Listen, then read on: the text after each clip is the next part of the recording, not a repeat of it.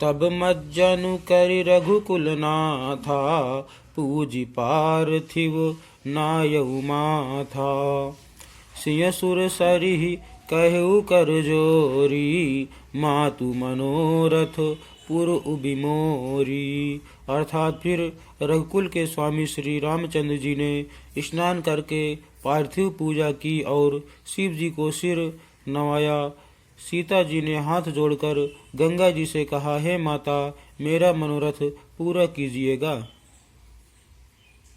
पति देवर संग कुशल बहोरी, आई करऊं जेहि पूजा तोरी। सुनि सिय विनय प्रेम रस सानी, भई तब विमल बारी बरबानी। अर्थात जिससे मैं पति और देवर के साथ कुशल पूर्वक लौट आकर तुम्हारी पूजा करूं। सीता जी की प्रेम रस में सनी हुई विनती सुनकर तब गंगा जी के निर्मल जल से श्रेष्ठ वाणी हुई। सुनु रघुबीर प्रिया वैदेही, तब प्रभाव जग विदित न केही। लोकप होहि बिलोकत तोरे, तो ही सेवाहि सब सिद्धि कर जोरे। अर्थात हे रघुवीर की प्रियतमा जानकी, सुनो, तुम्हारा प्रभाव जगत में किसे नहीं मालूम है। तुम्हारे कृपा दृष्टि से देखते ही लोग लोकपाल हो जाते हैं। सब सिद्धियां हाथ जोड़े तुम्हारी सेवा करती हैं।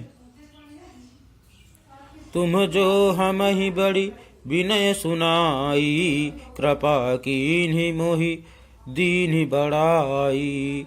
तदपि देवी मैं देवी असीसा, सफल हो निहित निज बागीसा।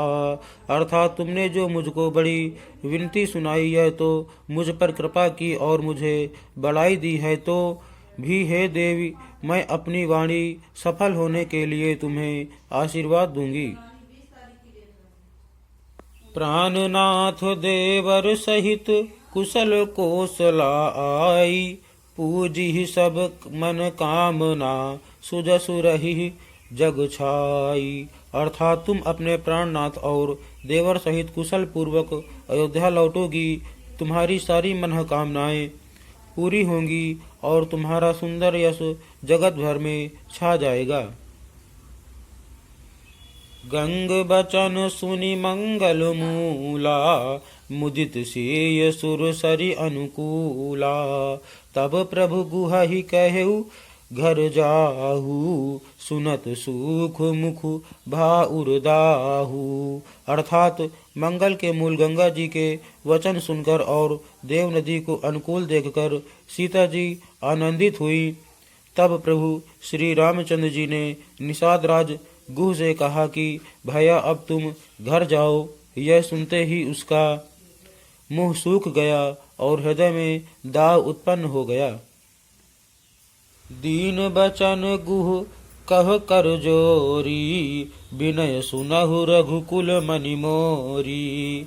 नाथ साथ रही पंथु देखाई, करि दिन चारि चरण सेवकाई।